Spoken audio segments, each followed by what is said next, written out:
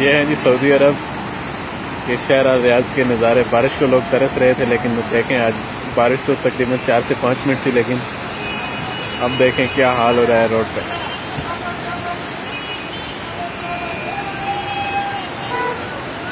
ना ही तो ये लोग घर रुकते हैं, और बाहर निकलें तो देखें इस मुसीबत में भी इनसे रुका नहीं जा रहा। इतनी बारिश और इतना पानी है रोड में।